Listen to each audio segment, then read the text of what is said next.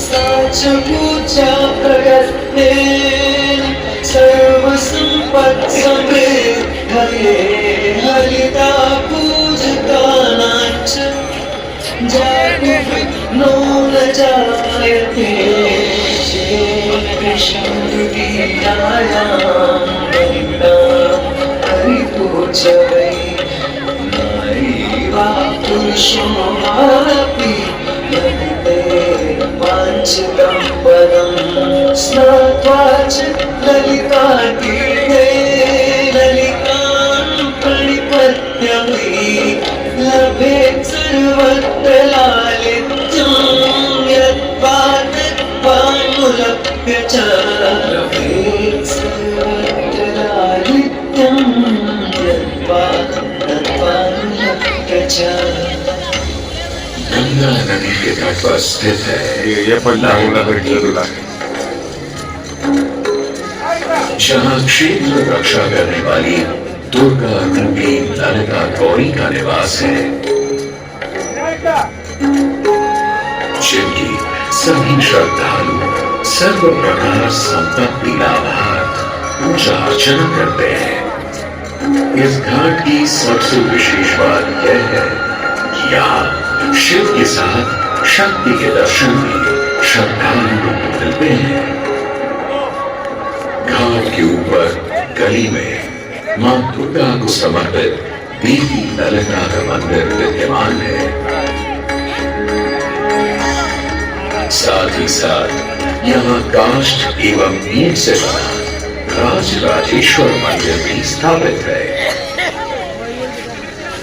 भगवान शिव को समर्पित काशी में यह मंदिर नेपाल के पशुपति मंदिर का प्रतीक रूप है। वर्तमान में सुशोभित यह ललिता घाट रूप में 3 भागों में विभक्त था। दक्षिण दिशा की ओर से चले तो नेपाली घाट, ललिता घाट एवं राजराजेश्वरी घाट। इनका उल्लेख सन 1930 में मोतीचंद्र जी ने किया था, जहां नेपाली घाट एवं ललिता घाट के पक्के निर्माण का श्रेय नेपाल के महाराजा बहादुर शाह को जाता है। वहीं राजराजेश्वरी घाट के निर्माण का श्रेय सिद्धगिरी जी को जाता है। कालांतर में नेपाली एवं राजराजेश्वरी घाट ललिता घाट में ही समाहित हो गए। ऐसी मान्यता है कि अश्विन मास की कृष्णा तृतीया के दिन ललिता तीर्थ में स्नान कर देवी के दर्शन करने से श्रद्धालुओं की सभी मनोकामनाएं पूर्ण होती है।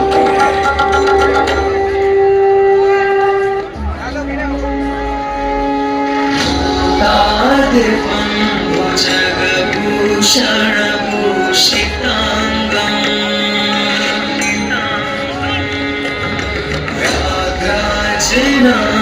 व्याघ्राजिनाम्बरधरं जटिलं त्रिनेत्रम् शङ्कुशाभयं वरप्रदशूलपाणिम्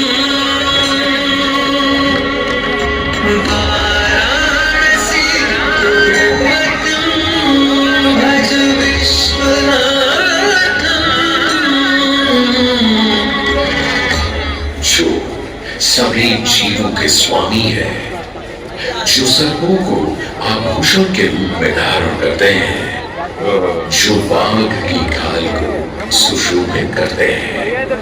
सूर्य, चंद्रमा और अग्नि उनके 3 नेत्र हैं तथा वो जटाधारी है, पाश, अंकुश और त्रिशूलधारी है। वे अपने सभी भक्तों को आशीर्वाद देकर उन्हें भय से सुरक्षा प्रदान करते हैं। ब्रह्मांड के स्वामी एवं वाराणसी के भगवान श्री विश्वनाथ की हम वंदना करते हैं। जय भोलेनाथ। मैं आदि नगरी काशी, वही काशी जो स्वयं भगवान शिव के त्रिशूल पर विद्यमान है। सृष्टि के प्रारंभ में महादेव ने जब पृथ्वी पर अपनी दृष्टि डाली तो उन्हें एक भाग चमकता हुआ प्रतीत हुआ। उसी भाग को भगवान शिव ने काशी का नाम दिया। कालांतर में गंगा नदी के तट पर बसी इस काशी नगरी में समय समय पर अनेकों घाट विकसित हुए, जहां श्रद्धालु आकर पूजा अर्चना एवं स्नान किया करते थे। माना तो यह भी जाता है कि यह नगरी एक बहुत सुंदर वन से ढकी हुई थी, जहां पीपल, आम, बरगद, शीशम आदि के वृक्ष हुआ करते थे, जिनकी छाया में बैठ ऋषि मुनि, साधु संत आनंद से तपस्या किया करते थे। इसलिए इस जगह का उल्लेख आनंद वन के नाम से भी किया गया है।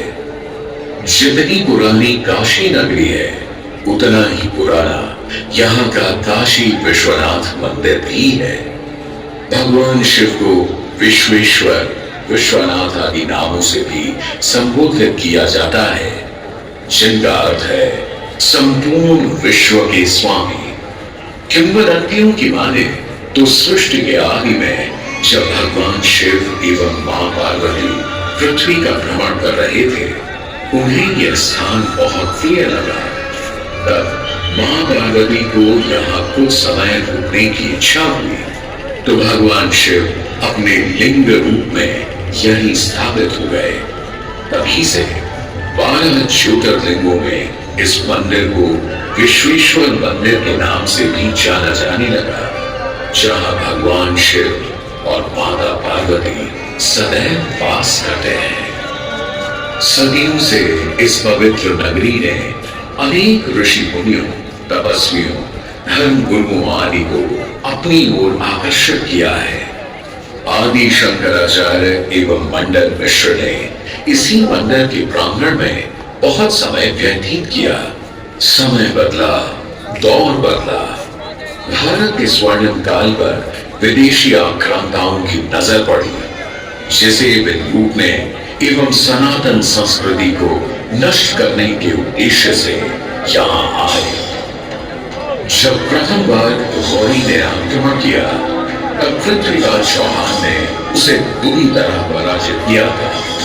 अंत में उसने क्षमा मांगी और वचन दिया कि ऐसी गलती दोबारा कभी नहीं होगी।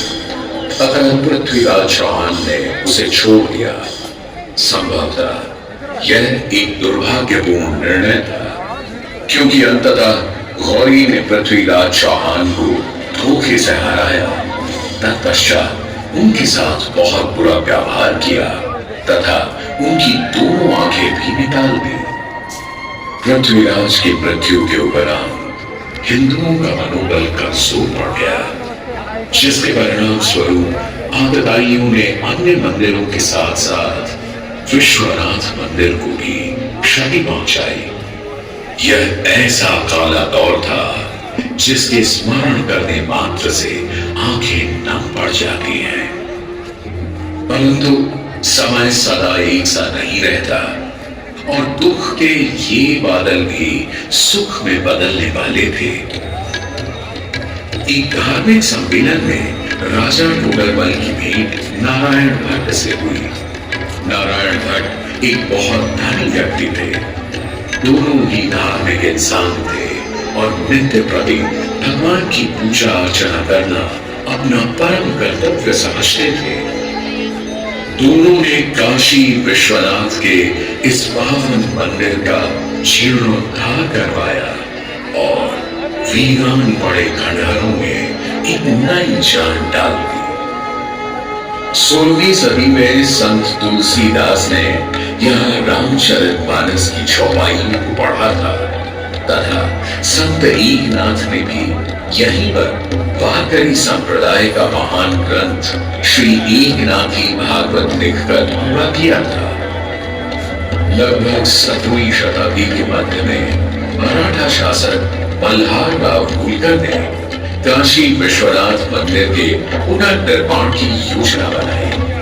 ये कार्य वे तो नहीं कर पाए, परंतु उनकी पुत्रवधु अहिल्याबाई होलकर जी ने इसे सन 1776 से 1778 के बीच पूरा किया।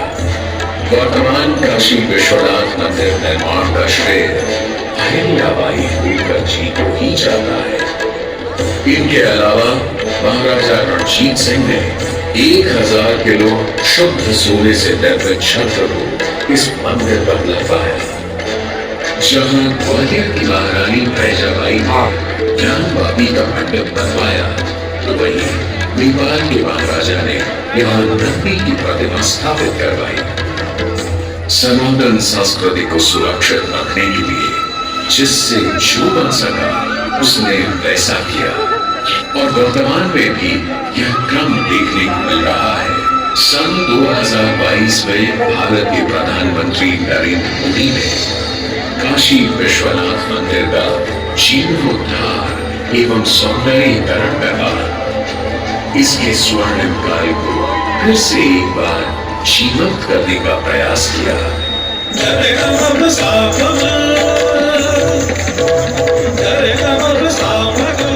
भगवान शिव को समर्पित काशी विश्वनाथ का यह पावन मंदिर सदियों से करोड़ों श्रद्धालुओं का प्रेरणा स्रोत रहा है और समय के लिए रहेगा।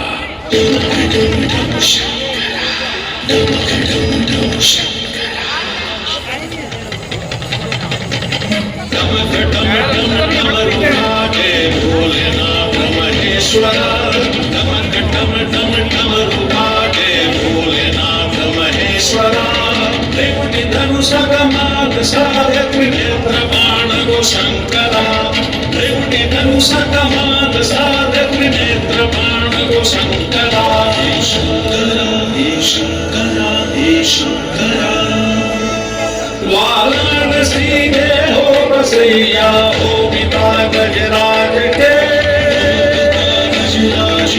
वाराणसी के हो बसैया हो पिता गजराज के, तुम सजे मां पार्वती के मांग में सिंदूर से, तुम सजे मां पार्वती के मांग में सिंदूर से।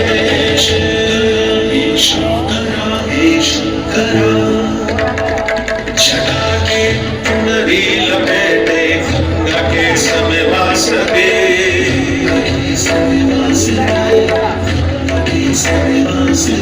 जटा के चुनरी लपेटे गंगा के समय वासदे,